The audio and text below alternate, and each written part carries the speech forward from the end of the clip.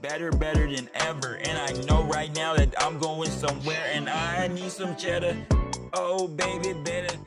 Hey everyone, it's Andre Luck here to share my next episode of the Sports Sales Show, where I'm going to talk about LinkedIn.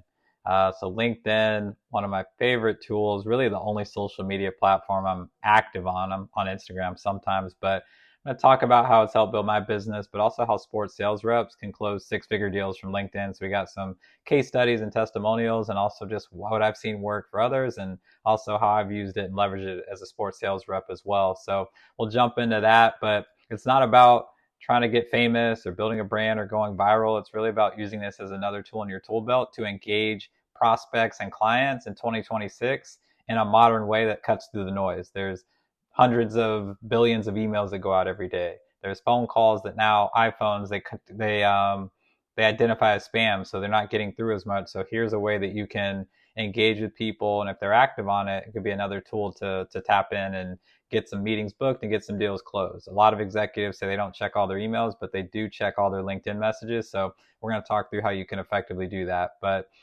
I always start, because we have a section of this in our training, and I always start when I go over this section of kind of giving my own like testimony, and it really resonates, and I think people feel like the authenticity behind it, and like in some ways it gets people more active on it, and like I said, led to some successes for people. So for me, I really saw this as an opportunity, probably going back to like 2018, 2019. So I had reps that were a little more prone to being on social media, and I really encouraged them, like, hey, like, let's start recording videos and like see you out in the bowl and in seats and post it on LinkedIn. And they're like, ooh, no, like I'm not doing that. And I said that because I didn't have the courage to do it myself. I knew they were a little more outgoing, but I wanted to kind of test it out. And so I checked it out. I maybe did a couple posts or like reshared some stuff that the Astros were doing, but not really getting active. But I did start to see more people get out there and give more thought leadership. And it was less about, updating your job title or saying you got promoted and like, more of less of a recruiting tool, but starting to be actively used as a sales tool. And so when I got to the Marlins in 2020, I said, all right, I'm going to start using this more from a recruiting standpoint and like building my brand in the sports community. I knew a lot of people just from coming up, but now as an executive, wanted to use it to tell, hey, here's our story. Here's what we have going on. As we're looking to recruit and bring people on and just, tell about what we're doing, I wanted to kind of be the face and share that. And so I was in my office. I had a white shirt. I might have wore a tie back then. And there's this blank office behind me. And I went on for like 4 minutes about just random stuff. And a lot of people actually watched it. I was surprised. I've cut those like monthly tips I do down to under a minute. But yeah, I said so and like every other word, and like it was really bad. I went back and watched it later, but I left my office and I posted it. Actually, no, I sat in my office for a little bit, but then eventually I went out, and I was terrified to like walk by my staff because they were a little bit further down the hall. I was just waiting for someone to be like, oh, loser, like I saw your video. And like no one said anything, which was a good thing. But like the people that did comment back or even said something, I was like, oh, I like that video. It was really cool. Like, look forward to hearing more. And I was so terrified of what other people thought. And that's what held me back from doing that. And I think that's still what holds a lot of people back. So, I started doing it once a month. And then I remember hearing on a podcast, the best salespeople, they're posting on LinkedIn 3 times a month. I'm like, what am I going to post about? I had no clue. And so, I started following more people on LinkedIn and seeing how they're engaging and using it. I was like, all right, like I'm starting to see the recipe here. And that's what I tell a lot of people, just get in the environment, just, see what other people are doing, even if it's like for the first month or so, just like be on there and, see what other people are doing and see how you can take best practices and maybe start to post stuff or reshare stuff or comment on it and just kind of get a feel for what's working and what's not. To now that led to eventually getting those 3 times a month, and then once a week, then multiple times a week. And then now I'm posting daily.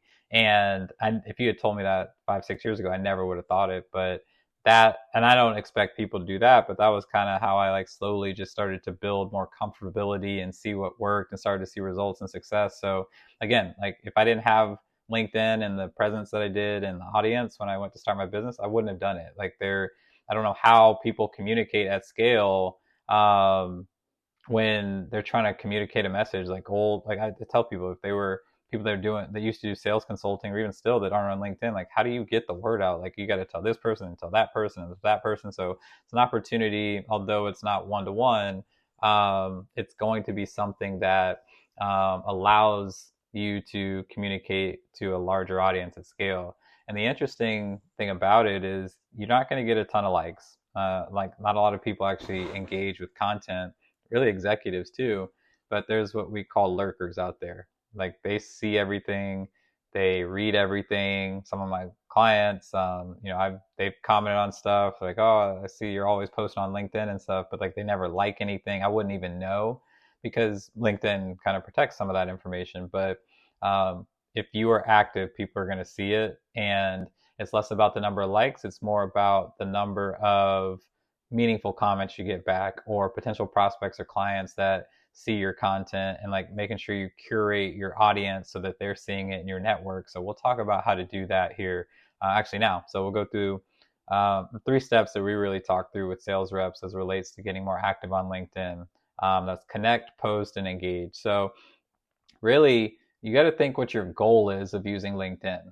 And I'm perfectly fine if you're like, I don't want to use it for sales. I'm not trying to like use it for prospecting, and you just want to build your brand in the industry or just, network more within the industry. I think it's a perfect way to do it. And that's how a lot of people use it outside of sales to like build their network. But salespeople, they just see it's a huge opportunity and a lot of ways to get the message out and not actively sell, which we'll talk about, but more kind of like a mid to long term play of just like branding and starting to build a network. But there's a lot of people that they'll share, wins from their team, if they hit a goal, milestones on number of seasons.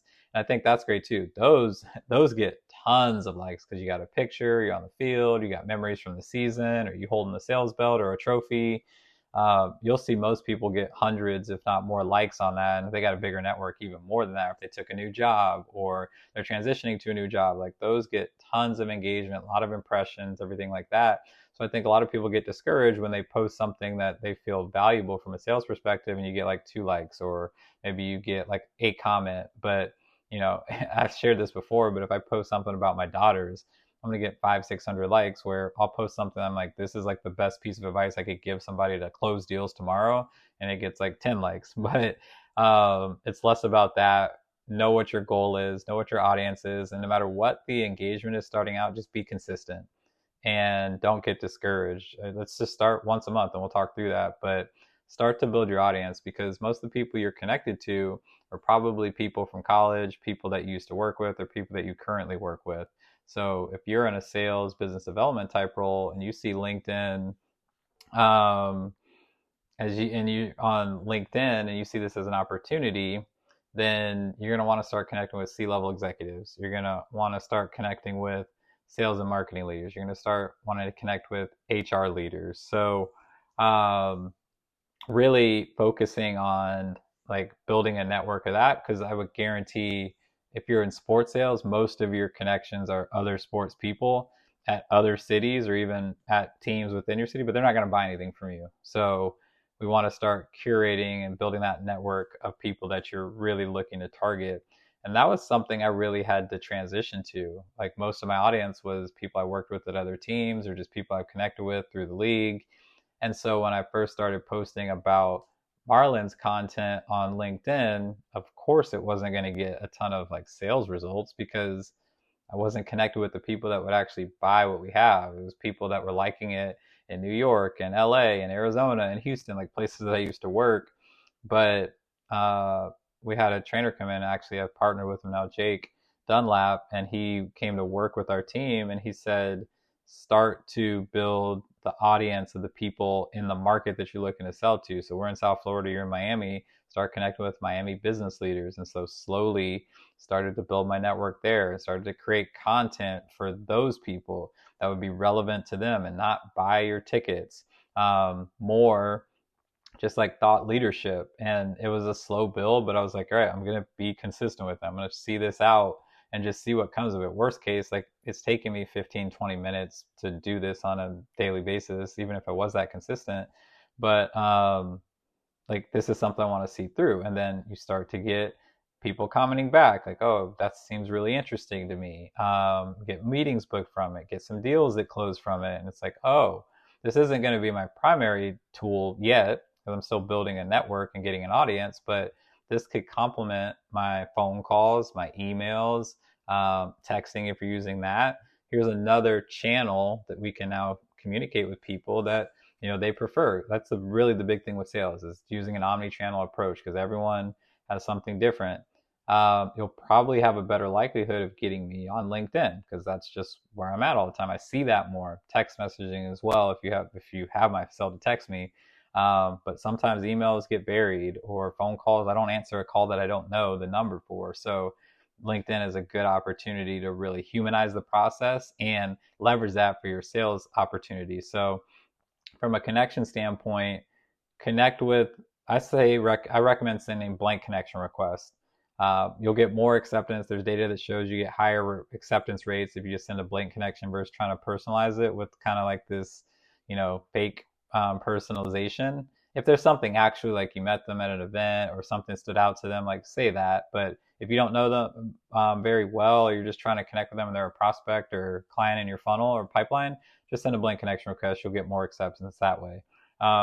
Based on the algorithm, you could probably send about 125, 130 per week. So recommend 25 per day. And if you're consistent with that, that would be up to 6,500 in the year. So let's say even half of those people accept. On an annual basis, you're getting 3,000 plus executives, business leaders, and your ideal customer profile in your market that you're connected with. So now when you post content about your team or a client win or success, those people are going to see it, and those potentially become sales, and they become leads. And so that's why it's so important to make sure that you're curated with your network and everything like that. And I'd say block off like 30 minutes a day. Do it at the beginning of the day or do it at the end of the day, but just like be consistent with it and find a time that works for you, and just make sure that you're always doing that and doing these connections and adding to your network. So from a posting standpoint, you'll want to post content that's giving value, that's not really looking to sell. You see a lot of teams, they'll do, hey, everyone, like, let's blast out this friends and family link, or let's try and really push tickets for this match, this game, whatever it may be. And they get the whole staff and organization to post on LinkedIn with a special price link. No one's going on LinkedIn to buy. Like, you may get 1 or 2 sales from it. I'd say that's more of a branding play, a marketing awareness play, but you're not going to get people to buy from that. I've never seen that work successfully. Or if you're posting, hey, I have these seats, or call me for to buy a suite or something like that. Here's my phone number. Here's my email. The best piece of advice I got was like, just give content without an ask. Maybe once in a while make an ask. So if you're consistent on it, people are going to see, oh, this person's credible, they're valuable, everything like that, versus attempting to just sell. It's just like going to a networking event. If you went to a networking event and you were the guy or girl that's like, just like, hey, buy my tickets, like, people are going to get turned off from that. Like, you would give value, you would share, you would ask questions, you would engage in a natural, organic way without pushing what it is that you're selling. So you want to post things that are of value. So think about what's relevant to, a head of marketing. Maybe it's something about different ways to cut through the noise and stand out in a crowded market. Salespeople, what's their job to try and acquire new customers? So what are best practices about how people acquire new customers? Tell a story about a prospect or client. Maybe you can keep it anonymous if they don't want to get shared their name, but you say, hey, had a meeting with a client this week who's really looking to grow their new business in 2026 10%, and here's how they're looking at that. And if you want to tease, they're looking at us as an option, like that could plant the seed too and give you some credibility. Hey, I'm working with other people to build programs to help them grow sales. So just think about, if you were in their shoes, and what do you look for on LinkedIn? Like, what's of value to you, or what's of value? Ask your executives, what do they go on LinkedIn for to learn about? And how can you use this as a marketing tool and a marketing channel for you to build? But a lot of people use it as a sales mechanism. And again, not many people are there to sell. That's nothing, that's nothing. I'ma be doing this and I'm gonna be head hunting. Oh baby, don't know. Oh baby, don't go. Oh baby, don't know. Oh baby, don't go.